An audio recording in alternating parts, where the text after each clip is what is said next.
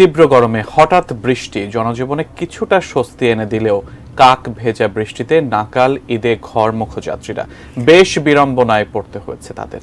Sayedabad bus terminal থেকে এই মুহূর্তে সরাসরি যুক্ত হচ্ছে আমাদের সহকর্মী আবুল কালাম আজাদের সঙ্গে। আজাদ, আমরা বেশ কয়েকদিনের গরম দেখতে পেয়েছি এবং আজকে সেটা স্বস্তির বৃষ্টি হয়ে নেমে এসেছে, কিন্তু এই স্বস্তির পাশাপাশি আসলে ঈদে বাড়ি ফেরা মানুষজনের যে ভোগান্তি হচ্ছে আপনার মাধ্যমেই জানতে চাই কি অবস্থা।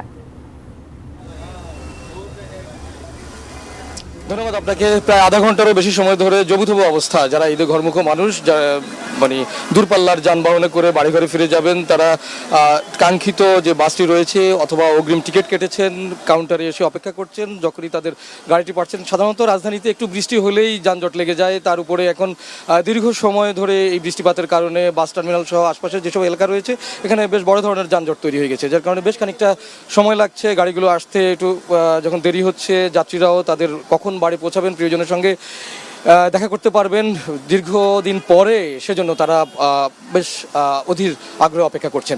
আমরা এখন একটি সায়দাবাদ বাস টার্মিনালে ইকোনো একটি বাসের মধ্যে রয়েছি, যেটি সাধারণত লক্ষ্মীপুর রায়পুর এই অঞ্চলের দিকে চলাচল করে থাকে।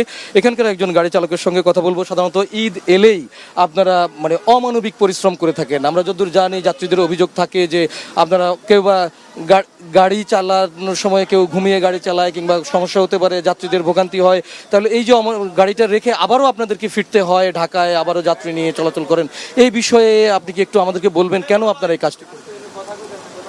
বিশেষ করে এখন আমি সকালে আসছি নোয়াখালী থেকে। নোয়াখালী আসে আমি পর্যাপ্ত পরিমাণ রেস্ট নিছি। রেস্ট নিয়ে এখন আমি আবার বিকেলে আবার ট্রিপ নিয়ে যাইতেছি। তো আমার চোখে এখন বর্তমানে কোনো ঘুম নাই।